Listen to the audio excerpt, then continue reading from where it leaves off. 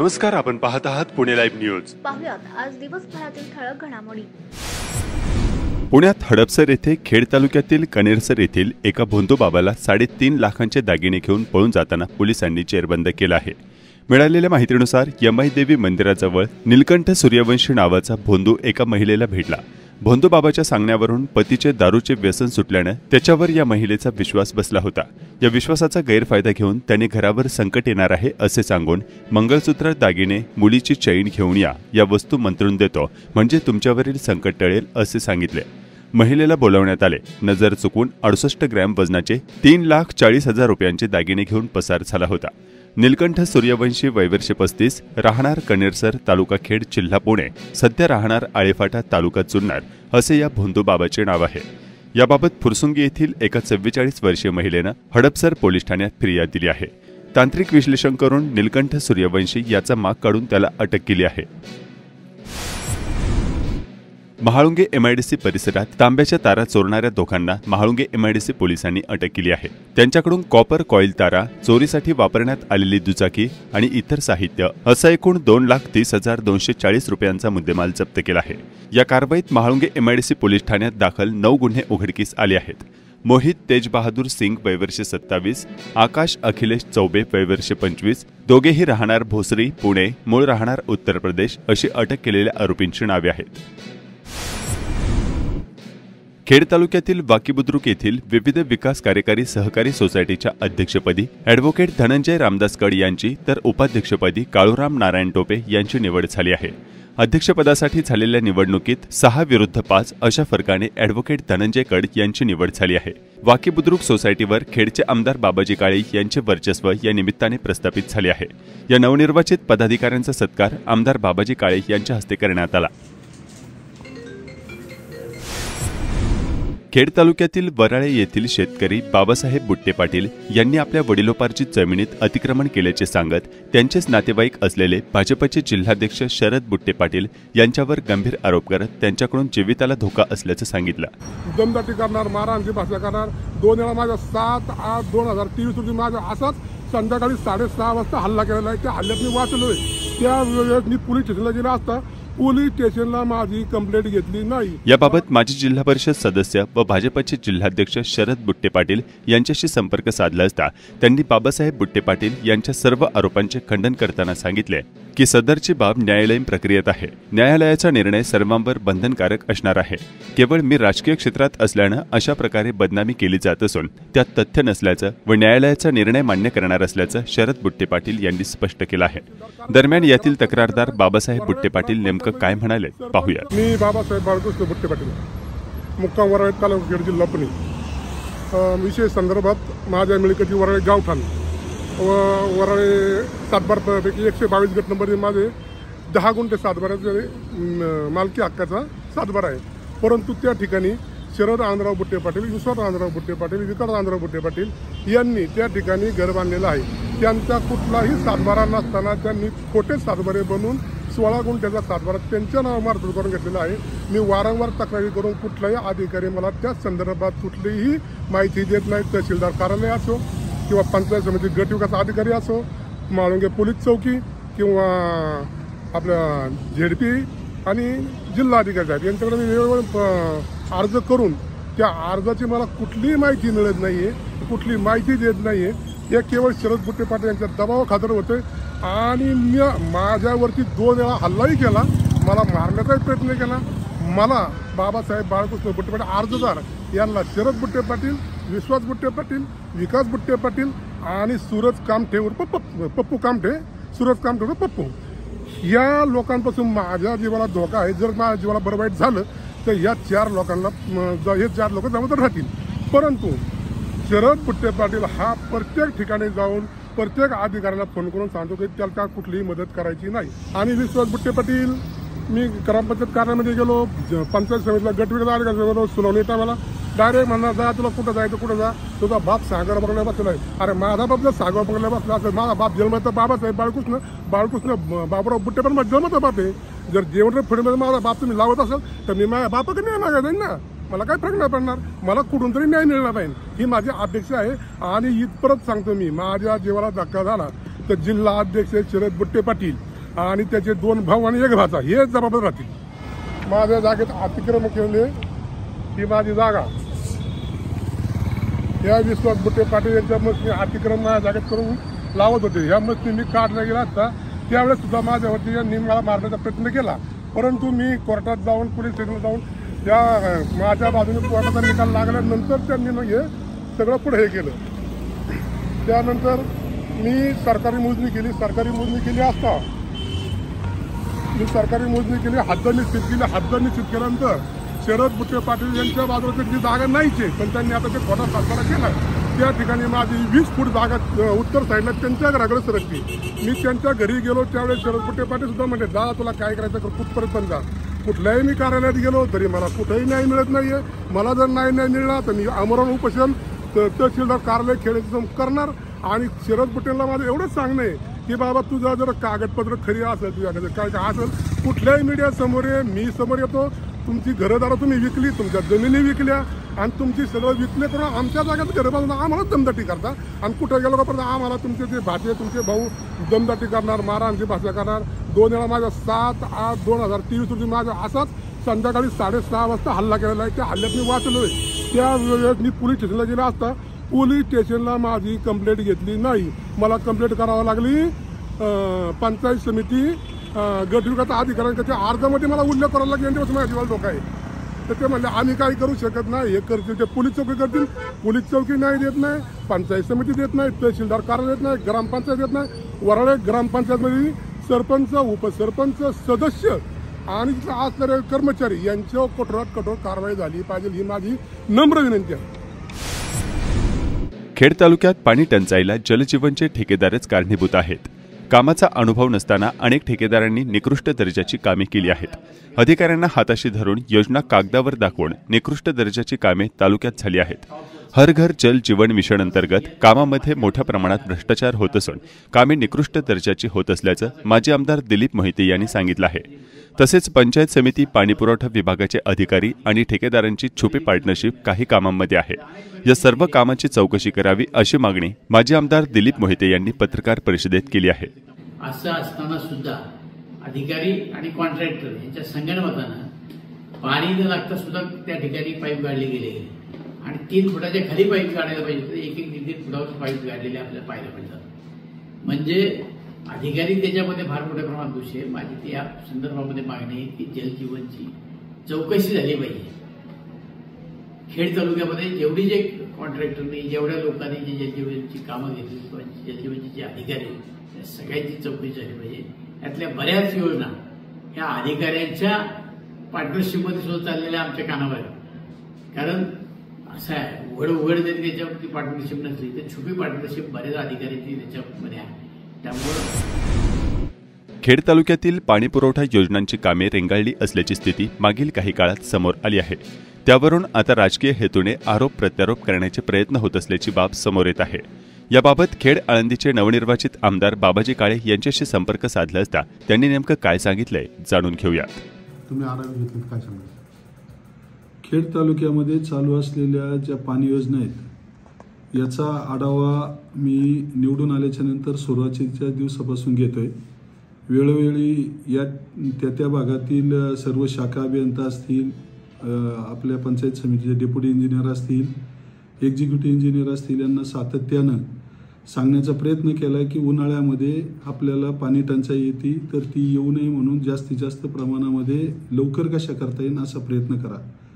त्यानंतरच्या कालावधीमध्ये काही गावांनी कॉन्ट्रॅक्टरांना लवकर जागा मिळाल्या नाहीत, त्या मिळवून देण्यासाठी प्रयत्न केलेत. काही ठिकाणी शेतकऱ्यांच्या पाईपलाईन नेण्यासाठी आजही अडचणी आहेत, त्यांनासुद्धा बोलवून किंवा फोनद्वारे त्या अडचणी सोडवण्याचा प्रयत्न चालू आहे. काही ठिकाणी लाईटचे प्रॉब्लेम आहेत, काही ठिकाणी सोलर प्लांट बसवण्यासाठी लोक जागा देत नाही आहेत. छोट्या मोठ्या अनेक गोष्टीवर पर्याय काढत तालुक्याचा लोकप्रतिनिधी म्हणून मी केलेले आहे.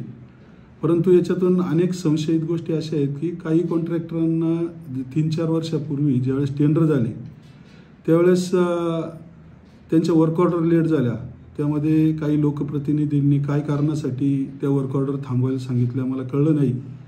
परंतु त्यांच्या कालावधीमध्ये लोकप्रतिनिधींनी आपापले तालुक्याची जबाबदारी ओळखून ही पाणी टंचाईला आपला तालुका कायम सामोरा जाऊ नये म्हणून यापूर्वी काय केलं हाही प्रश्न आहे आणि आत्ता निवडून आल्याच्या नंतर मी त्या लोकांच्या भावनेशी सहमत आहे.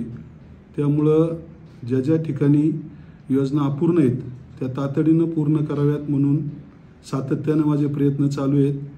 अधिकारी वर्गाचं दुर्लक्ष होतंय हे निश्चित आहे, परंतु तरीसुद्धा त्यांना या ठिकाणी सांगितले की आपण अजूनही मार्च 15 एप्रिलपर्यंत का होईना डे नाईट का होईना ती कामं पूर्ण करावीत, जेणेकरून आपली पाणी टंचाई कमी होईल आणि त्या माध्यमातून आमदार या नात्याने माझे प्रयत्न चालू आहेत. ज्ञानवर्धिनी विद्यालय चाकणच्या मुख्याध्यापिका प्रमिला विकास गोरे यांची चाकण पोलीस स्टेशन अंतर्गत महिला दक्षता समिती सदस्यपदी नियुक्ती करण्यात आली आहे. खेड कृषी उत्पन्न बाजार समितीच्या चाकण येथील महात्मा फुले मार्केटमध्ये शनिवारी 29 मार्च 2023 रोजी कांद्याची 7,400 पिशव्या म्हणजेच 3,700 क्विंटल इतकी आवक झाली. कांद्याला 1200 ते 1700 रुपये असा प्रतवारीनुसार भाव मिळाल्याची माहिती बाजार समिती प्रशासनाकडून देण्यात आली आहे. कांद्याच्या दरात फारशी सुधारणा न झाल्यानं शेतकरी अद्यापही कांदा हा मार्केटमध्ये आणत नसल्याची बाब समोर आली आहे. 1 एप्रिलनंतर बाजारात कांद्याची आवक वाढण्याची अपेक्षा व्यापाऱ्यांना आहे. राजगुरुनगर येथील सत्र न्यायालयात काम करणाऱ्या वकील सदस्यांच्या राजगुरुनगर बार असोसिएशन निवडणुकीत ॲडव्होकेट वैभव वंडुपंत कर्वे हे अध्यक्षपदी बहुमतानं विजयी झालेत. शनिवारी दिनांक 29 मार्च 2025 रोजी न्यायालयातील ग्रंथालयात वकिलांनी मतदान केलं. रात्री 9 वाजता मतमोजणी पार पडली. यामध्ये नूतन पदाधिकारी निवडून आलेत. खेड बार असोसिएशन निवडणूक निकाल 2025 जाहीर झाला असून विजयी उमेदवार आणि मिळालेली मते पुढील प्रमाणे. अध्यक्षपदी वैभव वंडुपंत कर्वे हे विजयी झालेत. त्यांना 354 मतं मिळाली आहेत. उपाध्यक्षपदी कोंडीभाऊ बापू कोबल हे 273 मते मिळवत निवडून आलेत. महिला राखीव जागा 1 विजयी उमेदवार स्वरूपा दशरथ कोतवाल 316 मतं. सचिवपद जागा 2 विजयी उमेदवार शुभम बाळासाहेब गाडगे 317 मते आणि नवनाथ भुजंगकड 320 मते. खजिनदारपद जागा 1 विजयी उमेदवार शारदा आनंद राक्षेप 381 मते. सदस्यपद जागा 4 विजयी उमेदवार संकेत राजेंद्र वाघमारे 449 मते. सूरज अनिल राळे 420 मते. सिद्धिका शिवाजी लांडगे 432 मते आणि दीपक रामदास थिगळे 462 मते. यांचा या निवडणुकीत विजय झालाय. या निवडणुकीत सर्वाधिक पसंतीची 462 मते ही दीपक थिगळे यांना सदस्य या जागेसाठी प्राप्त झाली आहेत.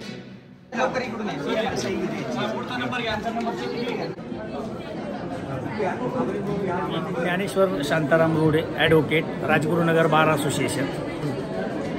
सध्या राजगुरुनगर बार असोसिएशनची सन 2025 ते 26 या वार्षिक निवडणुकीचा कार्यक्रम डिक्लेअर झालेला आहे. त्याप्रमाणे आज मतदानाचा दिवस आहे. सकाळी 8 वाजल्यापासून तर 4:30 वाजेपर्यंत या ठिकाणी मतदान संपन्न होणार आहे. निवडणूक निर्णय कमिटीचा अध्यक्ष या नात्याने आमची निवडणूक कमिटीची सर्व सभासद आणि मी स्वतः अध्यक्ष म्हणून जे काही काटेकोरपणे जे नियमावली आम्ही दिली त्या पद्धतीने अगदी मतदारांचा उत्स्फूर्त प्रतिसाद आहे. त्यामध्ये दिलेल्या सर्व अटी आणि शर्तीप्रमाणे उमेदवार सगळे कागदपत्र घेऊन या ठिकाणी त्यांचा हक्क बजावण्यासाठी येत आहेत आणि अगदी शांततेत आणि सुस्थितीमध्ये चांगल्या प्रकारचा मतदानाचा उत्साह या ठिकाणी दिसतोय. अशीच मतदानाचा उत्साह त्या ठिकाणी 4:30 वाजेपर्यंत या ठिकाणी राहील. त्यानंतर मतमोजणी होईल आणि त्या ठिकाणी निर्णय घोषित होईल. अशाच प्रकारचं सहकार्य.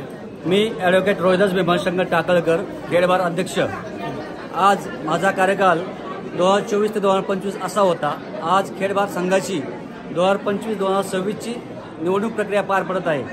त्याकरिता अध्यक्षपदाकरिता योगेश पांडुरंग साबळे, वैभव वंडुपंत कर्वे, तसे उपाध्यक्ष पदाकरिता सुनील कराळे, सविता काळे, शंकर कोबल असे उमेदवार उभे आहेत. आमची मतदान प्रक्रिया एकदम शांततेत पार पडत आहे. मतदानाची वेळ सकाळी 8 ते 4:30 वाजेपर्यंत आहे. तर संध्याकाळी 5 नंतर मतदान काउंट होणार आहेत. संध्याकाळपर्यंत सर्वांचा निकाल लागेल आणि सर्व उमेदवारांचे आम्ही हार्दिक असे अभिनंदन करतो की त्यांनी आम्हाला सहकार्य केलं. तसे मतदार राजा जे आहेत ते वेळेमध्ये येतात, ते आणि मतदान करतात. आम्हाला सर्वांना सहकार्य केलेलं आहे. सर्व वकिलांनी बांधवांचे मी हार्दिक असे अभिनंदन करतो आणि थांबतो. आपल्या खेड बारचे रजिस्टर मेंबर 610 वकील सभासद आहेत.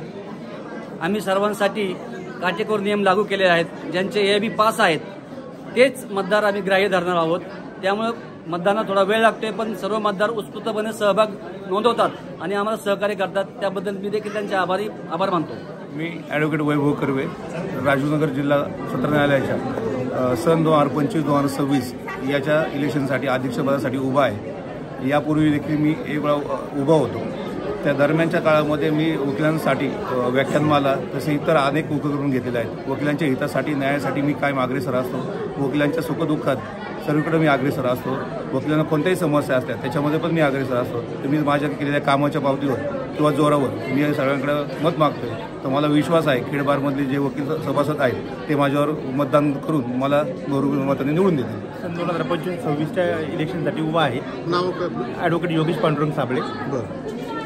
आमच्या बारचे 610 सदस्य आहेत. आत्ता दुपारपर्यंत साधारणतः 350 मतदान झालेलं आहे. बारच्या विकासासाठी मी सर्वांगीण प्रयत्न करणार आहे. गुढीपाडव्याच्या पूर्वसंध्येला खेड तालुक्यातील बाजारपेठांमध्ये मोठी उलाढाल झाली आहे. बाजारात वेगवेगळ्या प्रकारचे साठे विक्रीसाठी आलेत. गुढीपाडव्याला साखर गाठीला विशेष महत्त्व असल्यानं ठिकठिकाणी त्याची मोठी विक्री होत असल्याचे चित्र शनिवारी 29 मार्च 2025 रोजी सर्वत्र पाहायला मिळाले. खेड तालुक्यातील कोहिंडे येथे शनिवारी वणव्यात आंब्याची झाडे जळून खाक झाली आहेत. नुकसान झालेल्या संबंधित शेतकऱ्यांनी भरपाई देण्याची आता मागणी केली आहे.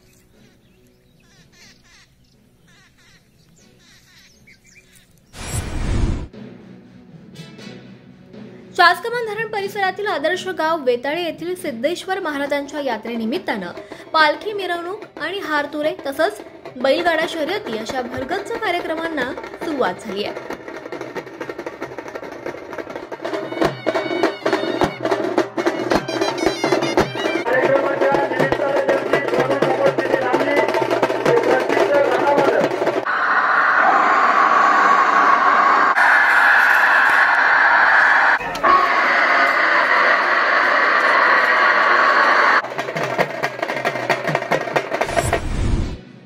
खेड कृषी उत्पन्न बाजार समितीच्या चाकण येथील महात्मा फुले मार्केटमध्ये शनिवारी 29 मार्च रोजी तरकारी मालाची भरपूर आवक झाली. पालेभाज्यांच्या आवकेत वाढ झाल्यानं पालेभाज्यांच्या दरात घसरण झाल्याचं विक्रेत्यांनी सांगितलं. आज भाज्या नाही खपल्या, कोथमिरी पण नाही खपल्या. कोथमिरी भाज्या होत्या 10 रुपये, कोथमिरी होत्या 7-8 रुपये. 10 रुपये देऊन सुद्धा 5-6 रुपये विकल्यात कोथमिरी. आज 5 रुपये कोथमिरी विकल्या, 5 रुपये मेथ्या विकल्या. बाकी भाज्यांचे काय भाव होते? बाकीचे पालक होतात 5-6 रुपये, शापा 10 रुपये, कांदा 5-15 रुपये, कांदा 5-15 असे भाव होते. पण काय मालाला एवढं उघड नाहीये, गिरायक नाही मालाला, अजिबात गिरायक नाही. अशी परिस्थिती आहे मालाची. चाकणमध्ये बँक ऑफ महाराष्ट्र समोर 3-4 महिन्यांपासून गटर फुटून तुंबून पाणी बाहेर वाहत आहे. येथे येणाऱ्या नागरिकांना दुर्गंधीचा सामना करावा लागतोय.